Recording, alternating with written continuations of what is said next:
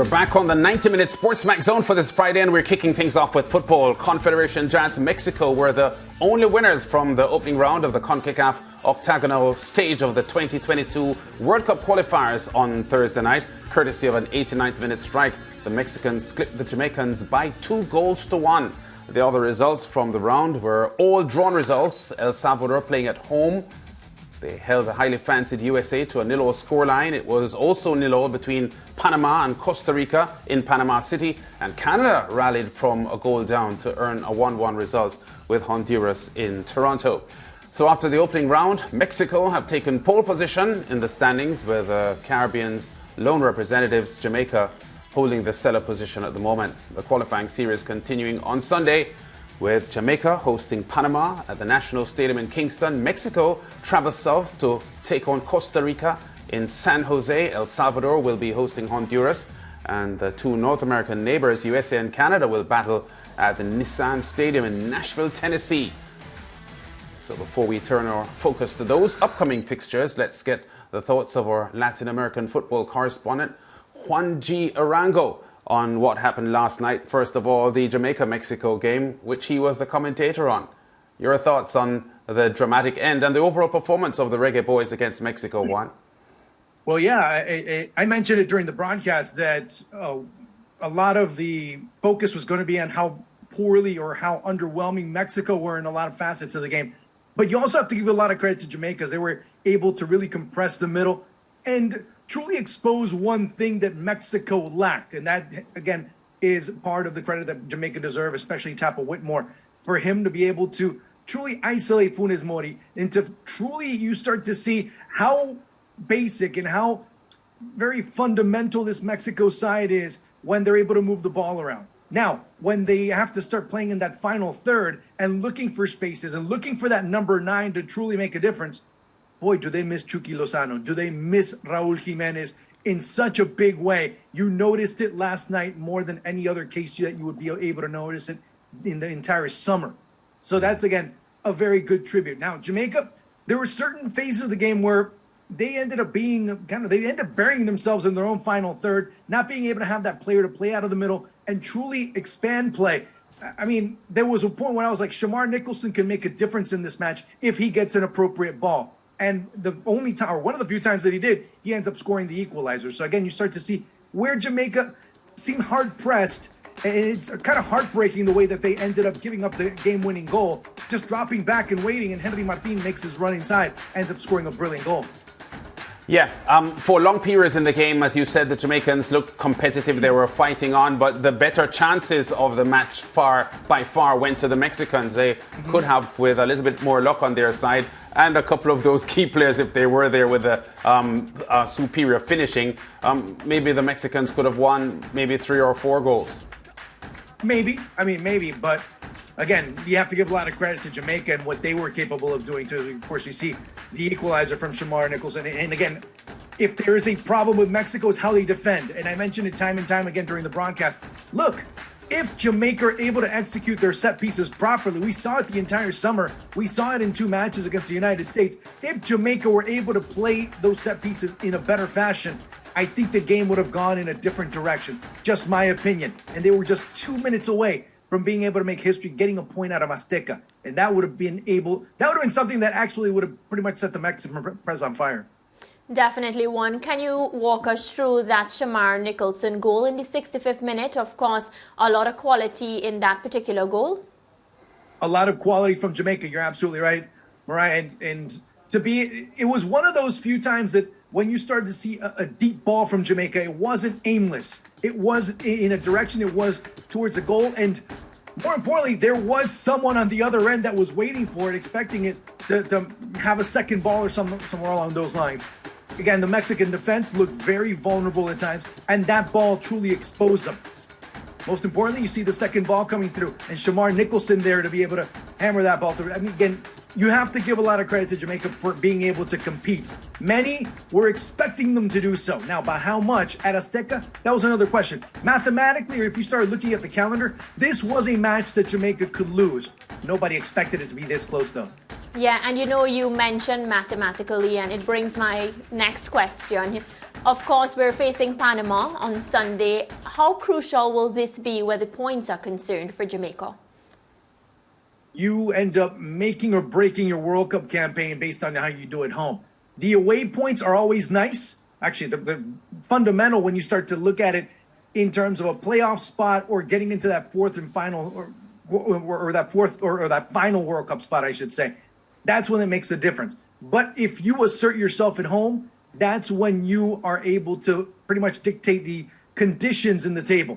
Jamaica need to do that now against a team, a very different Panama side that we've seen in the past, a team that under Thomas Christensen, they're looking to pretty much play, I guess for lack of a better term, and I'm going to be very trite on this, a very Barcelona-style type of play where, of course, the coach did end up developing and coaching somewhat at Barcelona as well at one point. So you end up having that theory. It's a different mindset than what we've seen in previous Panama teams. But Jamaica do have the technical skills. Jamaica do have the players that can make the difference if they're able to start stringing passes together, being able to be more vertical in the attack and not just dropping so much, and more importantly, getting shots on goal.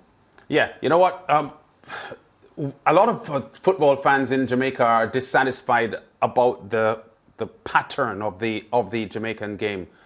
Even from before Tapper Whitmore, when Winfred Schaefer was the coach. And it links a little bit to what you were saying now about more passes and more linking plays and so on.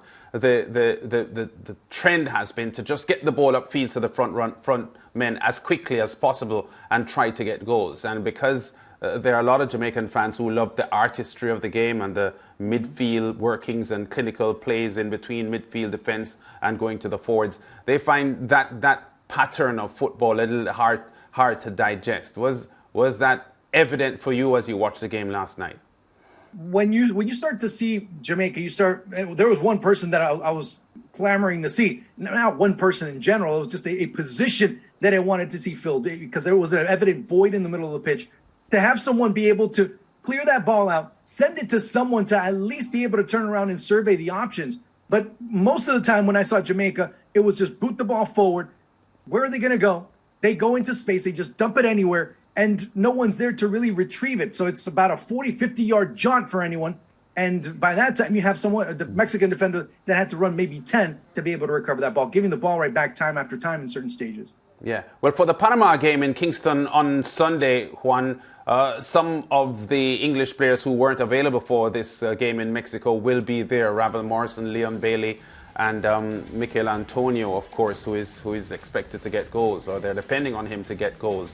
Would you see any of these men being able to fill the role and fill that gap that you were talking about? From a theoretical standpoint, absolutely. Now, we have to start seeing them, in the case of Mikel Antonio, to be able to mesh into this squad. It's not this, hey, let's put him in there and it starts working. So we have to start seeing a player being able to come in and being able to fulfill that role more than anything else, at least from one's opinion. And again, a very organized Panama side defensively. With those types, if they play anywhere similar to how they played against Mexico, they're going to have to be the protagonists. They can't give the ball to Panama and wait and see what's going to happen for 50, 60, 70 minutes and then try and strike maybe once or twice. It can work, but the probabilities of it working on a consistent basis is not very high.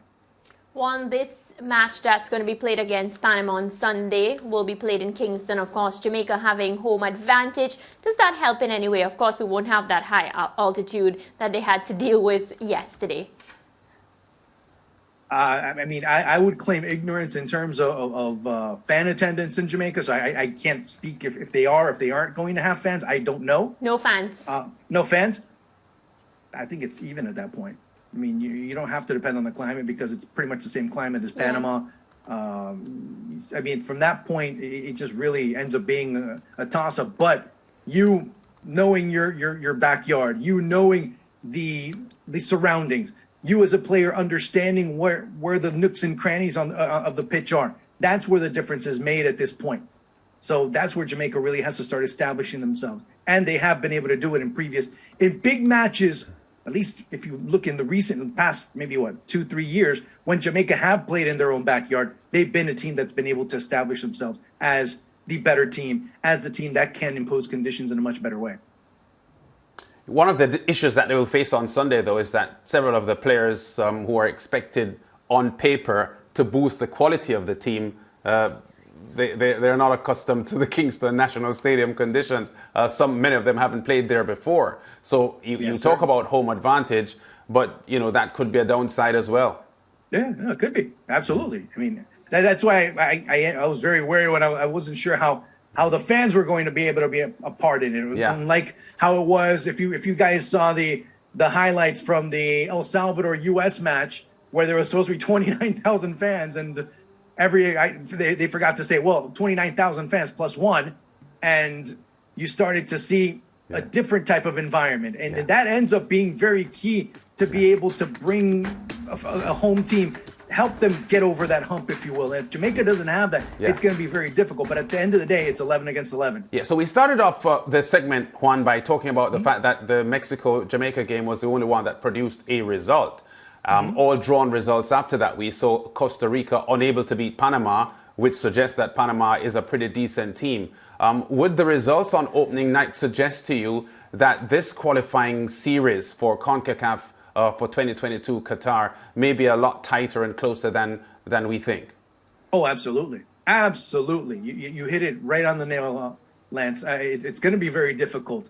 Many, at least here in the U.S., would think that they were thinking that going to El Salvador, no, we have players in Europe.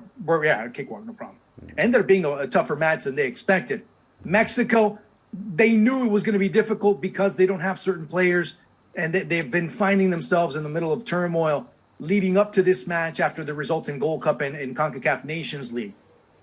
Honduras being able to get a huge point in Canada, that's a big plus for them. Same thing goes for Costa Rica in Panama City, being able to get a point out of there. So it was for the most part, a very favorable round for the away teams if you look at it from that perspective. Maybe El Salvador, you can give the kind of a pass on because of the team that they were playing in that particular match. If it were anyone else, you'd probably be saying something completely different. Yeah. Obviously, you were doing commentary, Juan, on the Jamaica-Mexico game.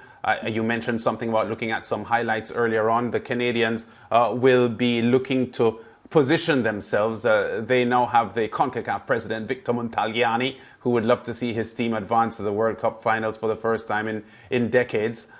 Your thoughts on the Canadians and how strong they might be, because if you look at their roster, they appear to be probably stronger now than they were for the last few cycles of World Cup qualifying. Yes, they do on paper. On the pitch, they've shown that they have the dynamic and the dynamic players to be able to make that difference. Now, what I at least have seen from this Canadian side is you punch them in the nose first. How do they react? That's my big question with Canada. I've had all kinds of questions with John Herdman, both as how he got to be the Canadian national team coach, all the way to how he has been able to manage certain situations as Canadian national team coach from a tactical perspective. I'd be more specific. All right, well, Juan, as we said, very, very tight going at the start of CONCACAF World Cup qualifying. We will look forward to Sunday to see what happens there. Of course, the Jamaicans will be banking on getting 3 points from Panama. I do suspect, though, that it might be a little tougher than most of the fans are looking at. We go to break. Juan will join us for our South American World Cup qualifying recap after the break.